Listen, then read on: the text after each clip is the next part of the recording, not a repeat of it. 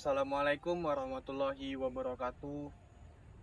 Salam sejahtera untuk kita semua. Om Swastiastu, Namo Buddhaya, salam kebajikan. Dan selamat datang pada video pembelajaran ini. Pada kesempatan ini saya ingin memperdalam materi tentang filosofi pendidikan menurut Ki Hajar Dewantara, yang dimana materi ini sangat penting terhadap pendidikan jasmani. Filosofi ini tidak hanya menekankan terhadap kebugaran fisik, tetapi juga terhadap sosial dan moral secara menyeluruh.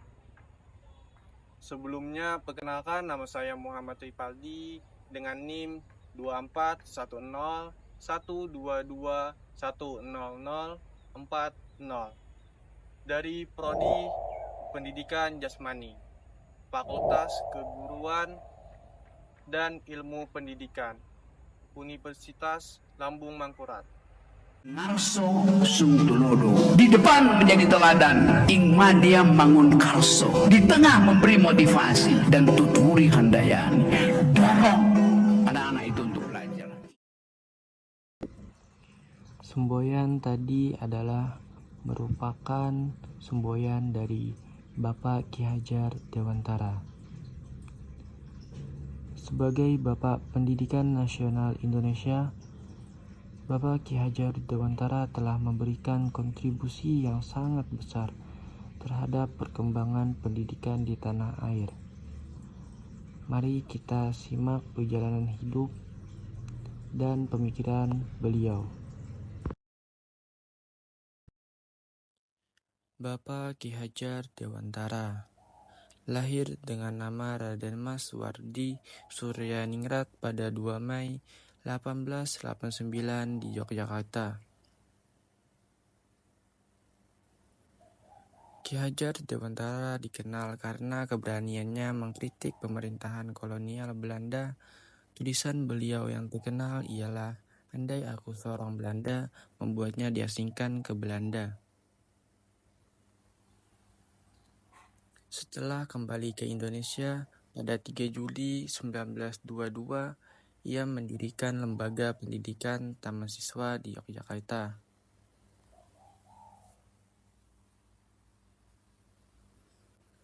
Yang menekankan pendidikan berbasis kebangsaan dan kemandirian. Itulah biografi singkat Bapak Ki Hajar Dewantara. Setelah kita mengenal Bapak Ki Hajar Dewantara, selanjutnya kita memasuki materi tentang filosofi pendidikan menurut Bapak Ki Hajar Dewantara.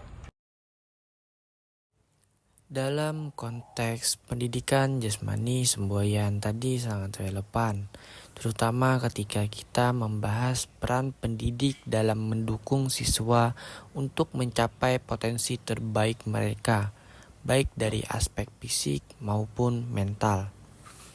Secara keseluruhan, semboyan tersebut memiliki 3 aspek utama. Ingarsa Sung Tulodo berarti di depan memberi teladan, yang dimana seorang guru atau pendidik harus menjadi contoh yang baik bagi siswa dalam segala hal, termasuk kedisiplinan, sikap sportivitas, dan tanggung jawab.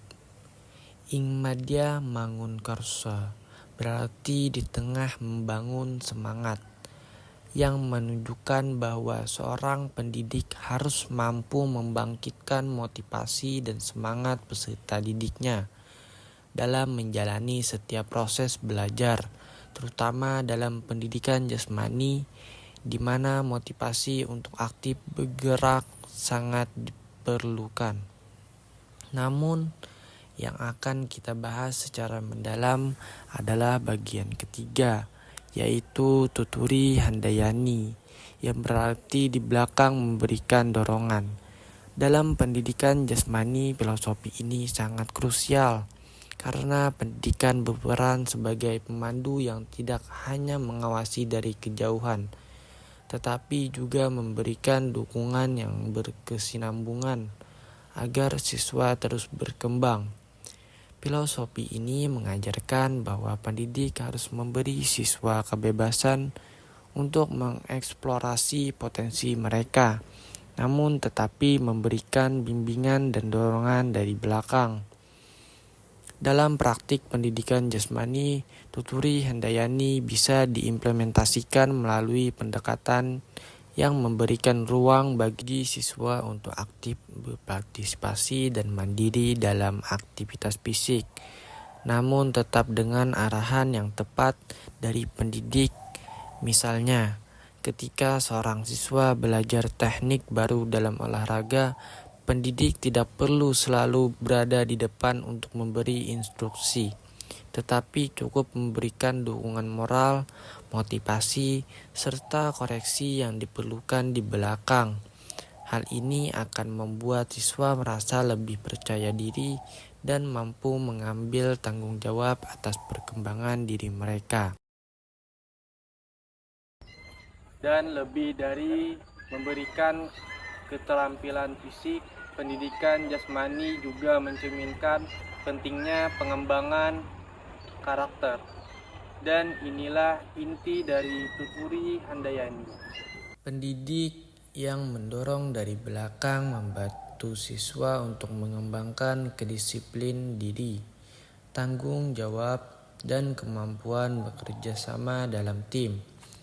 Dalam konteks ini, nilai-nilai sportivitas, saling menghormati, serta semangat kompetitif yang sehat menjadi bagian dari pengalaman belajar. Dengan adanya dukungan ini, siswa tidak hanya berkembang secara fisik, tetapi juga secara mental dan emosional. Selain itu, pendekatan Tuturi Handayani dalam pendidikan jasmani juga memungkinkan siswa untuk mengembangkan keterampilan kepemimpinan. Ketika pendidik memberi mereka ruang untuk mengambil inisiatif, siswa belajar bagaimana memimpin diri mereka sendiri dan orang lain, memahami dinamika tim, serta menghadapi tantangan dengan ketahanan mental yang kuat. Pendidik bertindak sebagai mentor yang memberikan umpan balik, menginspirasi, dan menuntun siswa untuk mencapai tujuan mereka. Akhir dari sebagai generasi penerus, kita harus terus melanjutkan filosofi Tuturi Handayani ini dalam setiap aspek pendidikan, terutama dalam pendidikan jasmani. Dengan dorongan dan bimbingan yang tepat dari belakang, kita dapat membantu siswa mencapai potensi penuh mereka, tidak hanya sebagai individu yang sehat secara fisik, tetapi juga sebagai pribadi yang kuat secara karakter. Akhirnya sampailah pada penghujung video ini. Saya Muhammad Kifaldi dari A3 Angkatan 2024. Izin pamit undur diri. Wassalamualaikum warahmatullahi wabarakatuh.